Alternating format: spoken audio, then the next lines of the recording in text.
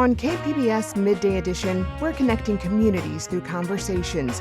You'll hear truth around the leading issues and the leading controversies with historical context, along with perspectives that keep you informed, inspired, and make you think. Listen to the Midday Edition podcast and wherever you get your podcasts.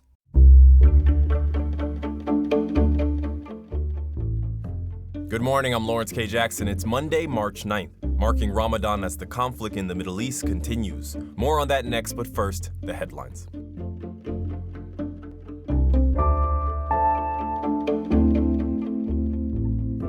Today, the city says it will start to issue warning notices to visitors who don't pay to park at Balboa Park.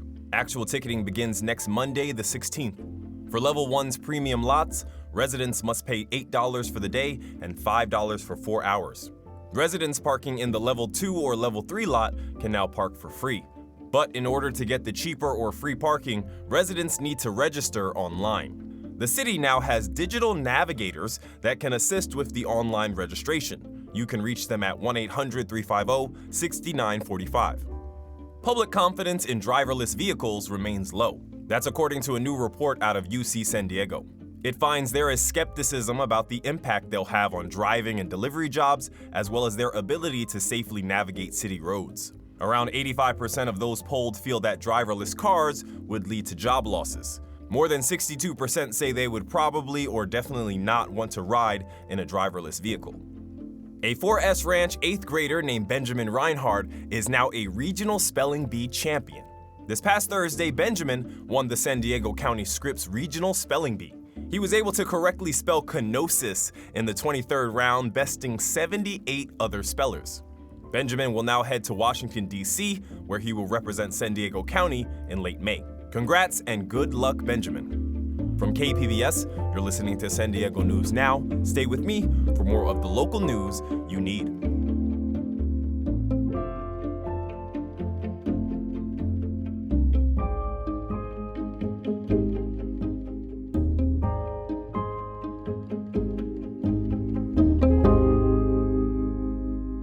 KPBS On Demand is supported by the San Diego County Toyota dealers, offering a new 2025 lineup of vehicles at your local Toyota dealer, including a new Tacoma with turbocharged 4-cylinder engines and a hybrid powertrain option. The San Diego County Toyota dealers. We make it easy.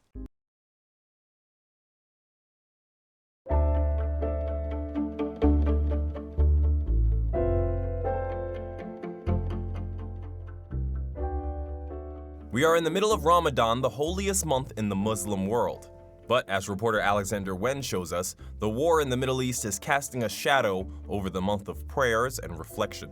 As we enter the last 10 days of Ramadan, Muslims pray for mercy and forgiveness. The uncertainty over the war is weighing on the minds of many, like Khalid Helmi. It's really unfortunate, and it's very, very difficult for all of us right now. Like many Muslims in San Diego, Helmi has family in the Middle East and is worried about them. We feel so deeply hurt by their situation. Ramadan ends on March 19th, followed by a celebration called Eid. Helmi says he doesn't feel like celebrating this year. It's not something that sits well with you, right? You want to try and have everybody have harmony and peace during this time, and for there to be a war, it's disheartening. Alexander Wen, KPBS News.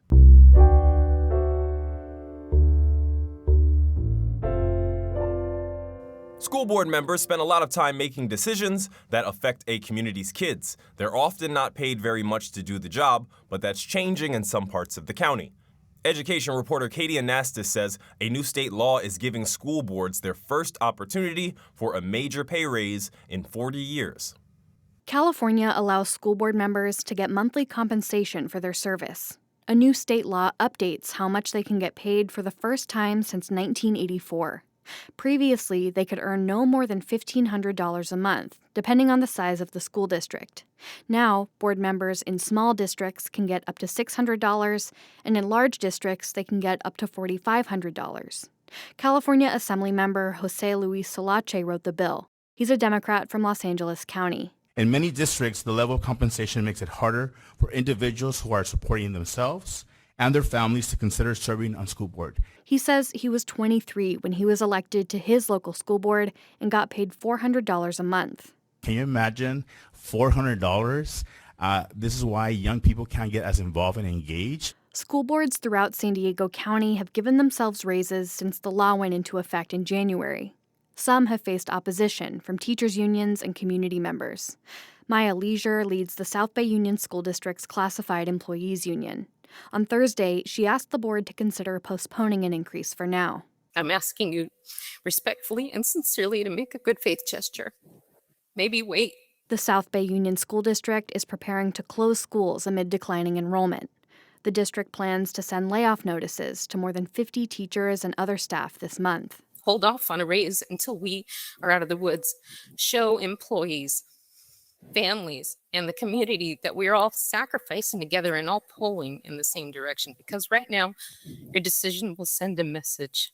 The board voted to increase its pay from $275 to $1,200 a month.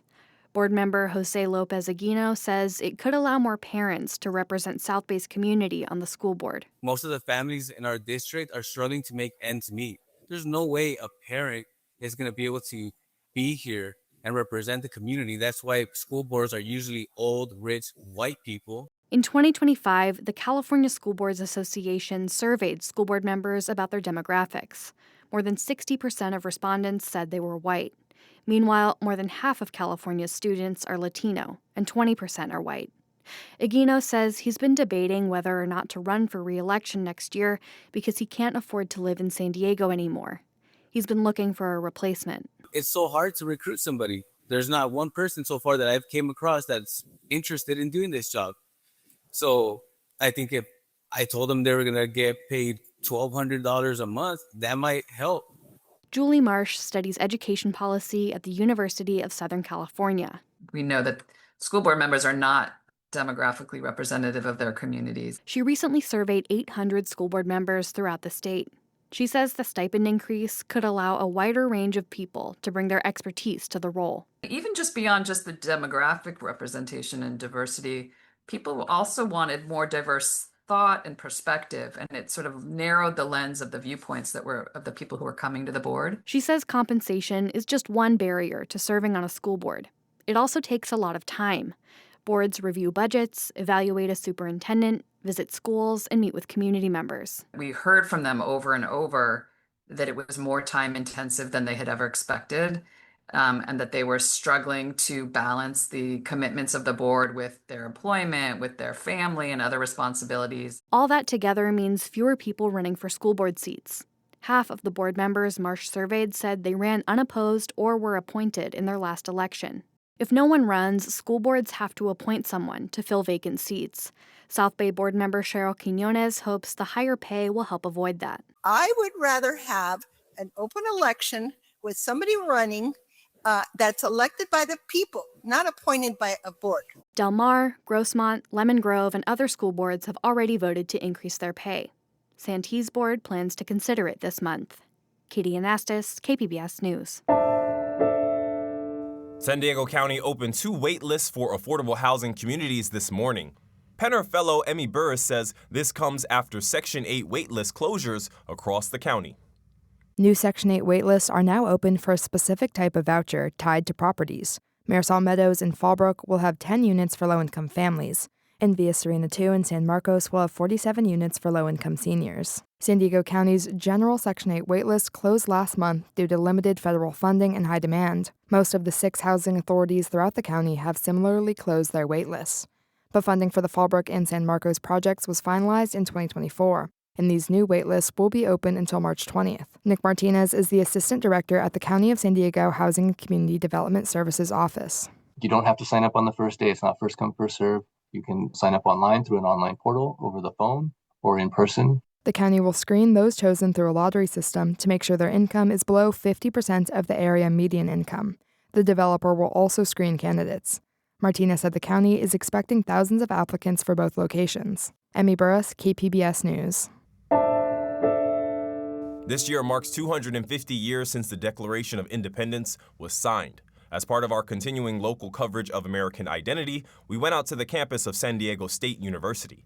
Emmy Burris and Jake Gatta started by asking what being American means today, and they handed over the mic. My name's Natalie Garcia. Overall, no, I'm not proud to be an American. It is disheartening to identify as an American, given that right now it seems that America stands for just violence and lack of diversity, which is really conflicting given, we normally do celebrate diversity. People say immigration is the law that you have to follow, but I feel like sympathy is something that we should have more of. And I get that people coming here legally is against the law, but at the end of the day, it's we all want better life for ourselves. And as a good citizen, you should be empathetic of people who want a good life as well. My name's Joel, but I'm Dion Whitehead. I am proud to be an American. I think that even with the things that are going on politically that I don't agree with, Americans as a people should be proud that our country can go through hardship and continue to flourish. I think we have a right for peaceful protest, right to assembly. I think that these things that are enshrined in our Constitution and in the amendments are very important to what makes America America and what makes America great. Hi, I'm Wendy Scott, and I'm a professor here at San Diego State. I'm very proud to be an American. America's not perfect, but that's why we have this great foundation that we can build on and keep growing. We have to remember what America's about. The other side is not as bad as you think. Just have a conversation with them. We dedicated ourselves to the idea that, unless you're inciting violence or threatening violence or violating the law in some other way, people have a right to have their opinions. And when we remember that, I think we can come back and talk to each other again. Thanks for talking to us. Thank you so much. Stay tuned over the coming months as KPBS continues covering local perspectives on 250 years of American history.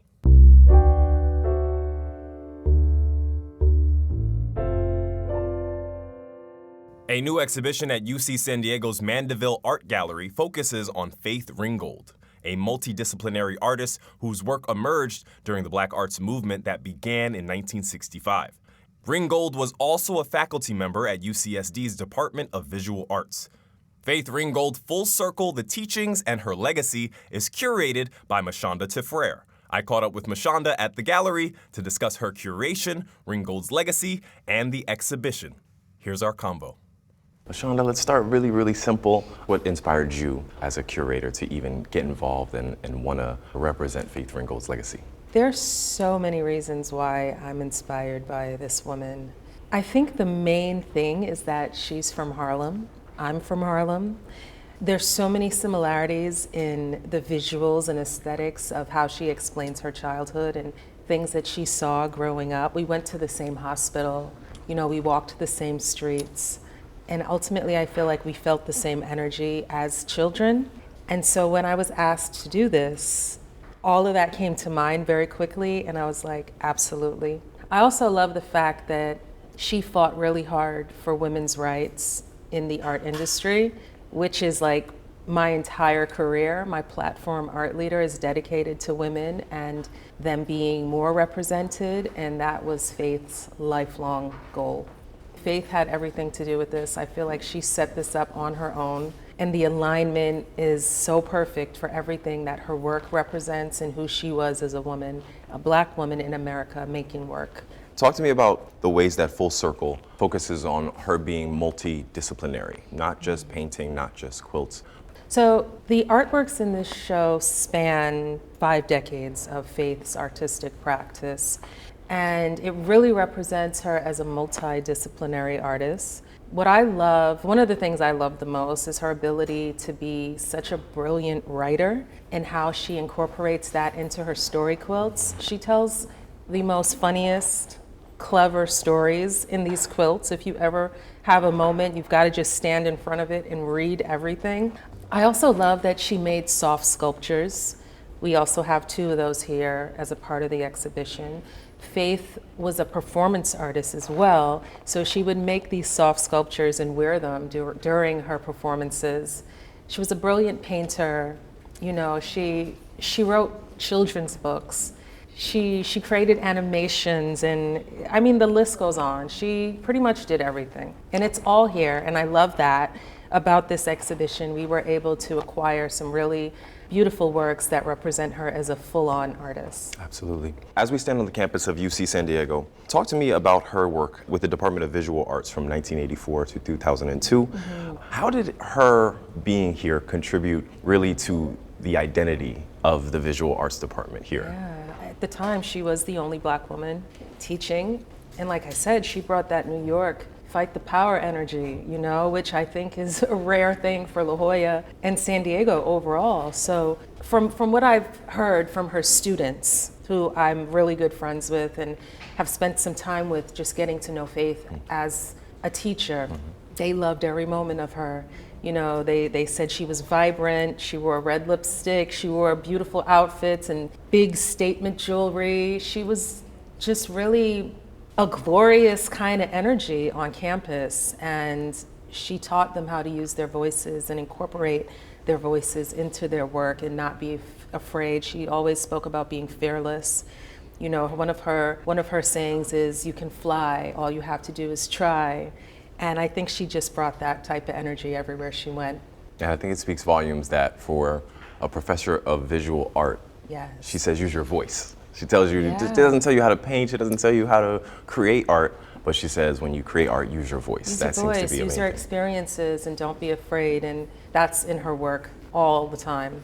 Talk to me about her quilts. Talk to me about how those really kind of challenged the status quo at the time. To put art and powerful words and imagery on quilts, talk to me about her quilts kind of being a standout piece. Faith was very innovative. And very, very smart and savvy. She knew that she wanted to travel with her art and tell her story and share her art with the world. And she knew that, you know, art is expensive to transport. So she speaks about creating quilts because she could just fold them up, put them in her suitcase or her bag, and take them to different places and like present them. And I just thought that was brilliant because you end up spending thousands of dollars in art transportation. And here is this woman with this idea, not only can I travel with them, but my stories are on them. Faith also really wanted to publish her books.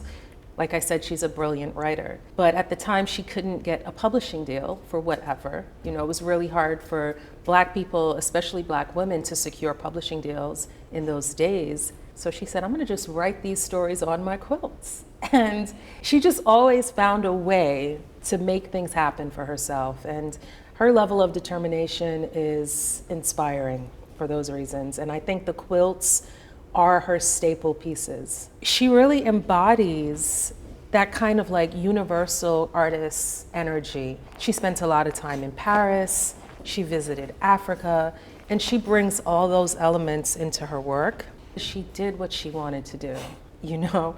And she did what she wanted to do in a time where many people were afraid. And it was so hard back then for women, especially Black women, to be in museums and be represented by galleries. And here's this woman just doing whatever she wanted to do and saying, I'm gonna get this stuff seen. And she did. That was my interview with Mashonda Tefrere. The exhibit Full Circle is on display through May 1st at UCSD's Mandeville Art Gallery. That's it for the podcast today. As always, you can find more San Diego news online at kpbs.org. I'm Lawrence K. Jackson. Thanks for listening and subscribing. By doing so, you're supporting public media, and I want to thank you for that. Have a great day.